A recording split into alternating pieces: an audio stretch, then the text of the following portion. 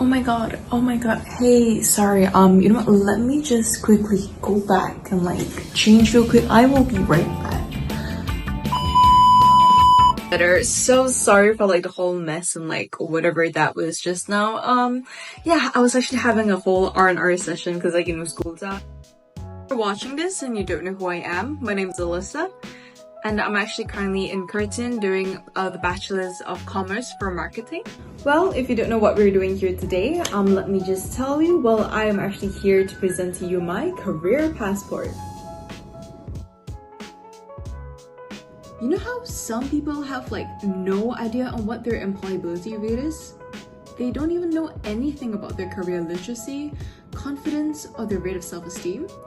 Well, what the employability tool does is it actually measures a few ranges like the literacies for life as well as the 18 capabilities, which I'll show later. And in fact, here are two of my diagrams that I'll actually go through now.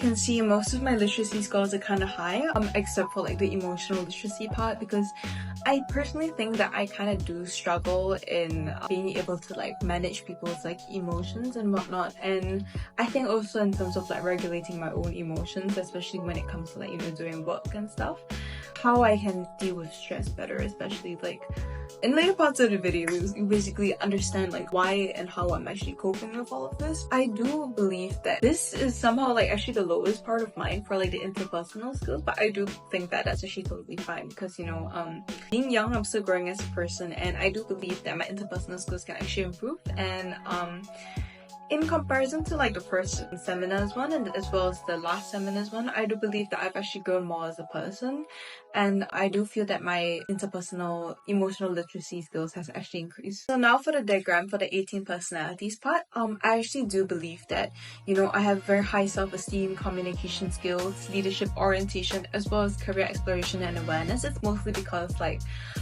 personally, someone who's actually extroverted and as well as someone who's an ENTP, I do believe that, you know, I have the confidence and the extrovertedness of like, you know, being able to, you know, lead well, which is actually very evident in my report. And for career exploration and awareness, I do believe that because of my previous job experiences for many, you know, my confidence for all of this has actually like shot quite high.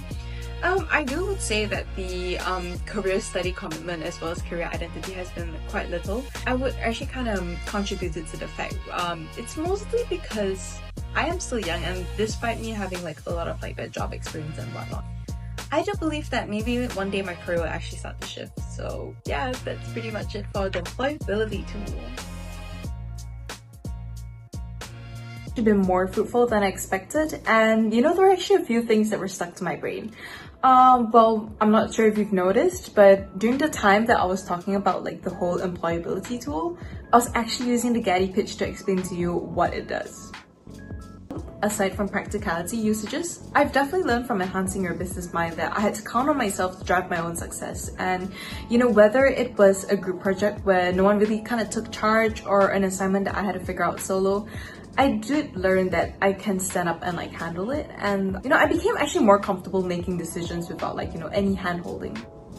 And lastly, negotiation.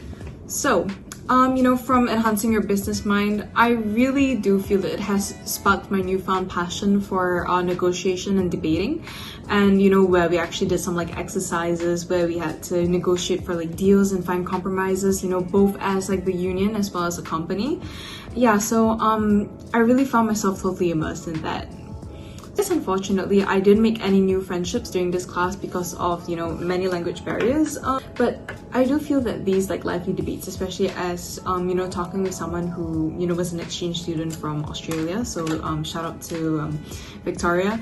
Yeah, I really feel that these lively debates actually taught me a lot about communication and persuasion. And I guess in hindsight, even without forming, you know, many close relationships or friendships, I do feel that I gained something as valuable, and which is the confidence to voice my ideas as well as like, you know, to stand my ground.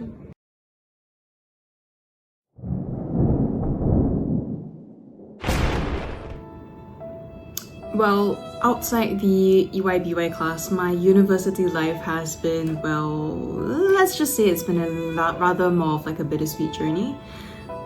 Well, the honest truth, I do feel like it's been kind of tough for me, especially while some of my peers, you know, they're having like fun during the weekends, like partying and clubbing. I feel like I was actually racing between lectures, like to do all my part-time jobs. I've been actually juggling 2 jobs. So one of them is being a color analyst and the other one is being a personal assistant and being a student as well, just to support my family. It has definitely been insightful, but I do wish that I was able to properly enjoy my life as a student. I guess to also make matters worse, I've had plenty of like horrendous experiences with the students or like, you know, the staff in the Curtin Singapore, where like the student connect people who are like so rude, or like, you know, they also have like no idea what they're doing. However, with every thundery shower, there's always a silver lining, right? So, you know, I've truly met some really nice people. Lecturers, like I would say like Mr. Derek Fu, you know, who's actually my EYBY teacher, as well as like Mr. Denise, who's been in my like service marketing, as well as like other marketing modules that I've been. It really brought nothing but like, you know, constant guidance and kindness to me. And yeah, I actually really respect them, because like, you know, rarely do we find people like this in like our current society and our current world. And yeah, I do also feel like I did make a few friends who I can gossip about the state of the school with. I do feel like I've actually chosen like the right degree and major because it aligns with like my passions in social media content creation, and I do intend to do my masters in order to better support my family. But if there were a regret, I would actually say that I wish I could have attended the exchange program, like, you know, to study in Perth, Australia. Alas, I was actually in like the second last trimester of my degree. So now moving on to like job prospects, I guess my main one that I really wanted to be was actually a marketing manager, and I guess my main goals for that were do university, start a degree, and then like, you know, climb the social ladder as well as like the whole corporate ladder thing and earn enough money to support my family. I really would want to attend like a lot of those like networking events as well, and maybe just some skills future courses to improve myself and be a better social media manager. I would also say maybe the second job that I actually wanted to be was actually to be a home-based baker, and I really wanted to attend like, you know, the Cordon Bleu. It's like a really famous like baking patisserie school. She did want to start my home-based bakery, and okay, I just love baking a lot. I do want to make a lot of delicious food for people. Yeah, I just hope that maybe one day this could be my side hustle. It is quite doable actually. I guess the question that I would want to ask myself is like, what if there's a period of time where like no orders come in, and then like what can I do with that? Also, I'm not super confident in it because I don't really know how to start a business, but it's a process to learn. And I guess the last one that I wanted to be was to become a farmer for my own self-sustainability if money and time were like, you know, it was like nothing.